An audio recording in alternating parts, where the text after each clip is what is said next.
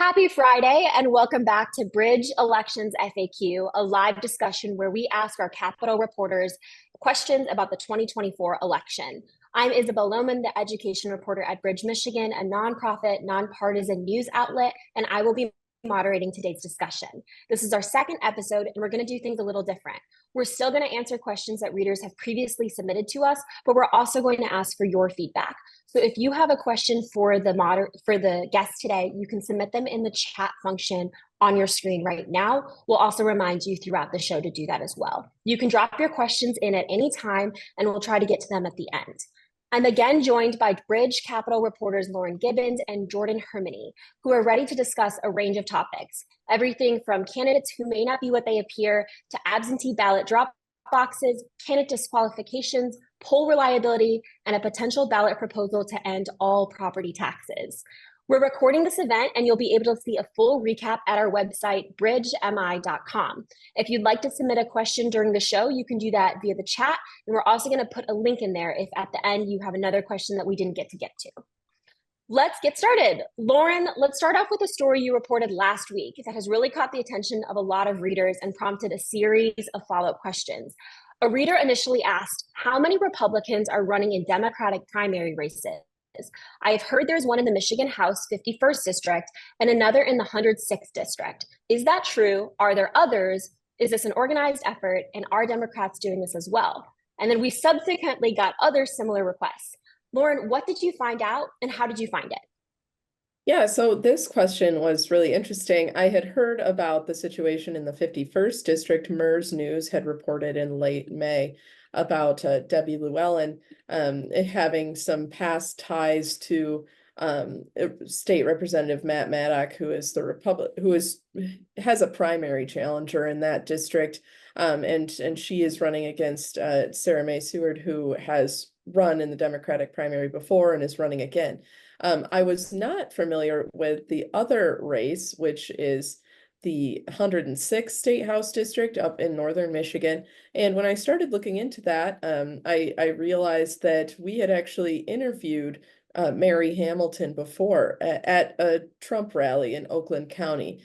So she does seem to have past Republican ties. Now, it's important to note that there is a possibility that they have substantially changed their political views since those comments and previous political donations to Republican causes and candidates. But in both cases, they have a pretty long history of supporting Republicans. I did not uncover any particular organized effort that the reader questioned about. In terms of what's happening in individual districts, there is a possibility that there are others. Feel free to let me know if you've heard of anything in your district. But in terms of those two, there were some significant connections to the Republican Party. Neither of them have established campaigns or websites or anything like that, and they haven't specifically told me why they decided to run in the Democratic Party, but it was a really interesting question, and I appreciated the opportunity to report it. It's such a small world moment that someone that a different reporter had contacted and met before is actually someone that's a feature in your story. So that's pretty cool that we were able to get that. We have another question from a reader. They said there were 8 candidates curtailed from the Michigan ballots for 2024 primary. Is that a norm for past primary elections? Jordyn? So that's an interesting question that I think I'll answer with a caveat where it might seem like a new norm. It's definitely not a traditional one. Candidates frequently will get disqualified from the ballot for issues ranging from improperly filling out their circulation petitions to not getting enough signatures point blank to make the ballot. There are different thresholds for different seats that people seek. So disqualifications happen all the time. I mean, we had in 2018, there were 18 of them. In 2020, there were 9. But as many will remember, in 2022, that number jumped to a very big amount, to 48 disqualifications, because of a signature scandal that was frankly rocked the Republican gubernatorial race, knocked a number of people off the ballot because it was found that a handful of circulators were actually forging petition signatures despite taking money from campaigns with the promise that they would be delivering valid signatures. That's currently under investigation right now and is actually headed to trial. So TBD on where that ends up. But in the fallout of that, we have seen additional fraudulent signature petition circulators. These petitions get tagged by the Board of State Canvassers and the Bureau of Elections. We actually had 8, I think it's an important to note caveat, there was not 8 individuals disqualified this time around. That was just 8 congressional candidates who were disqualified. 27 individuals overall were actually cut from the 2024 ballot. And it's anticipated that as the Bureau and Board of State Canvassers get better at understanding and identifying fraudulent signatures, that we'll start to see that number get, or of fraudulent signatures get cracked down on. And we have some stories on our website, bridgemi.com, about these signature issues. So thank you for that, Jordyn. This is a reminder to all of our viewers that if you have a question about the 2024 election, you can put it at the chat at any time, and we'll get to them later today. Here's another question from a reader. We have, what cities allow unmonitored drop boxes for ballots, and what cities have no restrictions on how many ballots a person can turn in for another? Jordyn, you looked into this. What did you find? So all ballot drop boxes in the state are governed by state rules. So there is no individual case-by-case basis for differing rules in different municipalities. Effectively, some of the bigger rules are that in any place that has a population of at least 15,000 people, 1 ballot drop box is required under law. Obviously, with the greater the population, the more ballot drop box is legally required at the bare minimum, because obviously you will have cities with very large populations that have many, many ballot drop boxes. And the locations of those can actually be found online on the state's website, which we linked to in the FAQ question that we answered earlier in the month. So insofar as actual rules surrounding ballot drop boxes, they need to be accessible 24 hours a day, 7 days a week for the 40 days ahead of an election. There are rules surrounding monitoring. There are any ballot drop boxes that were installed post, excuse me, any ballot drop boxes that were installed after the 2020 election have surveillance, but because many in the state didn't necessarily have the money immediately to fund those surveillance efforts, there is a stipulation that municipalities can wait until 2026 to actually have those installed, so that way they can get the money and the funding needed to put that into effect. As for returning ballots for individuals, there are very strict rules surrounding that. Only members of your immediate family, for instance, grandparents, spouses, grandchildren, and your in-laws can return your absentee ballot for you. They may not fill it out for you. And if it does find out that the state or somebody else does find out that a person who does not fit that immediate family qualification return a ballot on your behalf, or many ballots, it's actually a felony that can be punished by up to, that can be punished, excuse me, by up to 4 years in prison. It's a pretty steep punishment. Have we seen any examples where that's already happening, where people are getting tried for turning in a ballot they shouldn't be? If I'm remembering off the top of my head, there were some instances where there had been people returning ballots from nursing homes specifically on behalf of residents. That's a no-no, even if the residents are incapable of delivering them themselves. Obviously, they have the ability to turn it into a mailing location through their own nursing homes. So we have seen a little bit of this. Obviously, it's a little hard to specifically track, because individuals aren't exactly broadcasting the fact that they are returning absentee ballots on behalf of another individual, unless for whatever reason they decide to post it on Facebook for some reason. So it is a bit of a difficult crime to try and track, but that's not to say that the state hasn't tried. Gotcha. Thanks, Jordyn. We have another question from a reader.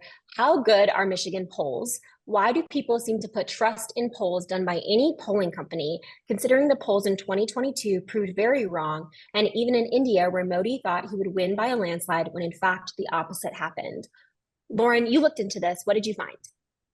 Yeah, so and it is a fair question, because in 2016, presidential polling in Michigan infamously showed Democratic candidate Hillary Clinton leading by an average of 3.6 percentage points. Obviously, on election day, Republican Donald Trump won by a little less than a percentage point here in Michigan. In 2020, the polls in Michigan were a little better. Overall, the average ahead of the election showed that Joe Biden was leading by 4.2 points over Trump. He ultimately won in Michigan by 2.8 points. So it was pretty close overall. It's important to know, though, as readers look at these poll results, that results can vary a lot, and they are also just a snapshot in time. So if these polls are taken a week before the election, it's possible things could change in that week. Voters can change their minds, or maybe people weren't responding to the poll questions but fully intended to vote. So those are some caveats. It's also really important to keep in mind that the methodology can change a lot from pollster to pollster. And what I mean by that is maybe the margin of error on a poll is pretty high. If it's more than 5 percentage points, that doesn't really tell us a whole lot. If the poll was conducted by phone only on landlines, that's missing a lot of people with cell phones. Or if it was conducted online, are they really weighting the poll to reflect the actual population of Michigan? So it's important to look into how the poll was conducted before you really take a lot of stock. And then if you're interested in looking up, the reputability of a particular pollster, 538 has a ranking system of most of the major polling companies in Michigan and nationally. That's super helpful. I know your story also touches on other ways to spot if a poll is reputable, as well as if you can trust it. So that's at our website at bridgemi.com. This is just a reminder for everyone who's watching today. If you want to submit a question about the 2024 election, you can drop that question into the chat right now, and we will answer that later this segment. We have another question about ballot proposals. A reader asked, does it look like the ballot proposal to get rid of the Michigan property tax will be on the 2024 ballot? Jordyn? So I tried to reach out to the group earlier this week and was unsuccessful. So a definite yes, no answer I can't frankly give you. But the group has until July 8th to submit their signatures. It's a very high bar that they'll have to reach. I believe it's somewhere just over 446,000 signatures they'll need to make the ballot, as they are an amendment to the state constitution. Again, referencing earlier, there are a number of different signature thresholds you have to meet depending on what you are trying to accomplish with gaining ballot access. So the other thing to note, though, is that a lead organizer of the group earlier on Facebook did acknowledge that they don't necessarily have a ton of money to pay circulators, and that they're barely covering the costs of their own attorney. So just in my frank opinion, them making the ballot does seem like a long shot. I suppose anything is possible, as the group is still urging volunteers to collect and submit signatures. But again, they have until July 8th, so I guess we'll know a more definitive answer then. Okay, it sounds like we should wait for July 8th to see what happens. Thank you, Jordyn. We're also going to open up the questions to additional reader questions we've gotten. If you have a question that you want to throw in the chat, we'd be happy to answer it. You can throw them in right now. We had some other questions that we can get to, though. One reader asked, a question I have is that if you run as a party candidate, are you required to back the entire slate? This refers not just to fake Democrats, but also progressives who get party support but may not support all of the ticket. Party affiliations brings benefit, but it also seems it brings responsibilities. Lorna, Jordyn? Yeah, I'm happy to take this one. The answer is no, you're not required to back anything. There's no rules. You're not required to register with a particular party here in Michigan, either as a voter or as a candidate. As long as you meet the candidate requirements such as age, citizenship, if you file $100 filing fee, you can run for whatever you want. But if you're, in terms of backing the slate, typically, if you want support from other Democrats, it is, typical of Democrats to endorse each other in their communities if they agree with their values. But if you don't align with a particular individual stance, it's not required by any means.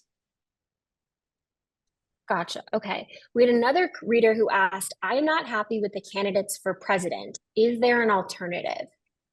So I can take that one. Yes, there are alternatives for president. For instance, Robert F. Kennedy is going to make the Michigan ballot under the Natural Law Party. It's one of the 5 minor parties that Michigan does allow to make the ballot. So there will be small additional choices outside of President Joe Biden and former President Donald Trump. The rest of the parties, though, they'll be nominating their candidates later this year. So I don't necessarily, unlike Robert Kennedy, have names that I can offer at the moment. But that's one of those check back in and see, as the state will make those ballots soon available to view online. Gotcha. Okay. Another question we got is, will the good time off prisoner proposal be on the ballot? Lauren? No. The answer is no. They did not get the signatures. It's a movement that has started to gain a little steam among criminal justice reform advocates, but they were well short of the signature requirements, the last time I talked to them, and they are still trying to make progress in the legislature. And for those who may not be up to speed on what good time is, essentially the concept is that if a prisoner or an inmate in Michigan jails is on good behavior, they could petition to then have their sentence shortened. There's a lot of pushback and a lot of concerns from law enforcement and prosecutors who are concerned that it could run afoul of Michigan minimum sentencing laws, requiring inmates to serve at least the minimum time they were sentenced. So it's a concept that still has a lot of work to be done before it makes headway in the legislature, and it's not going to be on the ballot this year. Sometimes political questions have like a long-winded, complicated answer. You saying no right at the get-go was helpful. Thank you for that. Another reader asked, the Secretary of State provides guidelines to the county, city, and township clerks as to how the election is conducted. Are those guidelines available to the general public for review? So yeah, the state does publish that guidance online. Some of it is internal guidance for clerks on how to manage, handling absentee ballots, or how to manage setting up an election. Some of that is available online to view. We have an FAQ that's actually publishing today that further outlines the rules and where to find them. So make sure you tune into bridgemi.com to make sure to read that out. Awesome. And we've got one more reader question that we're going to get to today, but if you have other questions, you can drop them in the chat and we'll try to answer them on a future call. Okay, someone asked, do you care to speculate on why controversial politicians like Rashida Tlaib don't get serious challengers in the primary? A lot of it boils down to money, frankly. Money, name recognition. I was covering the Board of State Canvassers actually last month, and an opponent to Rashida Tlaib did not end up making the ballot, I believe, because he failed to gather enough signatures, which he actually came before the board and railed against how it was unfair that candidates like her had so much money to be able to spend on petition circulating efforts. That's a huge thing in today's game, especially if you have a war chest of money like Tlaib. You are able to pay for petition circulators to go out and get good petition circulators to go out and get you above the mandatory threshold for ballot qualification. It's really hard to take on an established candidate. It's really hard to take on an incumbent candidate. And so when you do end up digging a foothole into a state race, whether that's Congress or the state house, it can be exceedingly difficult for a newcomer with admittedly low name recognition to make any kind of dent in public perception. Gotcha. Signatures has been a big theme today. Thank you all so much for tuning in to our second Bridge Elections FAQ. At Bridge, we're committed to making Michigan a better place through our nonprofit journalism, so we hope this was informative. We will continue to do these live shows as we get closer to the 2024 election, so you can continue to submit questions in the chat or at our website, bridgemi.com. You can also sign up for our free Politics Watch newsletter. That's at bridgemi.com/signup, and our news is free to consume. That's all the time we have for today. Our reporters will be answering more and more questions from readers on our website too. You guessed it, you can find that at bridgemi.com. We have a free voter guide. We have guides explaining all of the questions we tackled today, and we'll continue to add more answers to your FAQs on there as well. Thank you again, and stay tuned for the next Bridge Elections FAQ.